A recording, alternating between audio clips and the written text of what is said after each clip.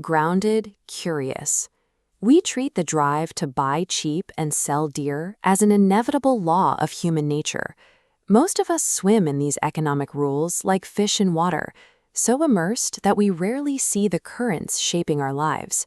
Travel back to 1639 Massachusetts, and you would find a man named Robert Kane standing trial for an act that his community found shocking. Kane was a merchant, and his crime was simple. He charged his customers the absolute highest price the market would bear.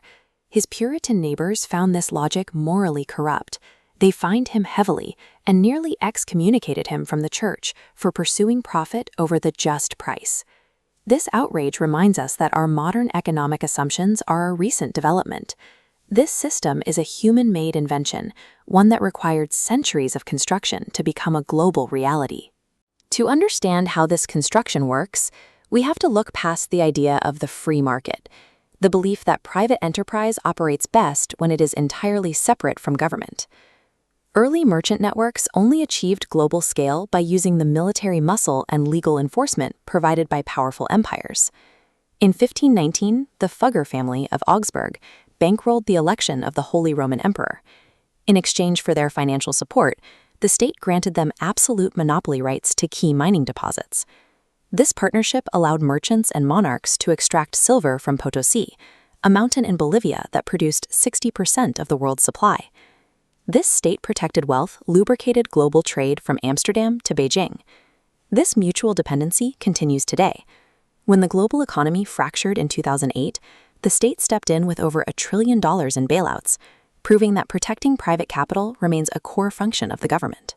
From 16th-century monopolies to modern banking, capitalism survives through a permanent alliance between private wealth and state power. Another common assumption is that the system's growth was built on a foundation of voluntary labor and mutual freedom. History shows a different engine. Global trade achieved its first major expansion by investing merchant profits into plantation economies in the Americas, powered entirely by enslaved labor. This chart compares standard trade profits to Caribbean sugar plantations.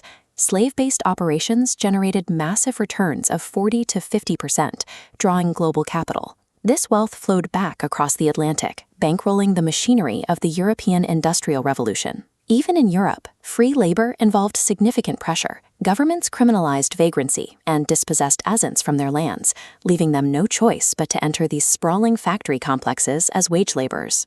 Industrial growth didn't remove the need for coercion. Instead, the system institutionalized it, turning forced labor and dispossession into the foundation of a new economic era.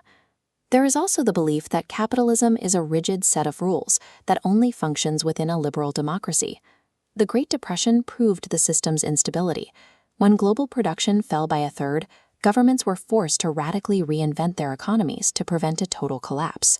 In Germany, industrial leaders protected their profits by partnering with authoritarian fascism, using forced labor counts to secure resources and maintain manufacturing. In India, a different mutation emerged.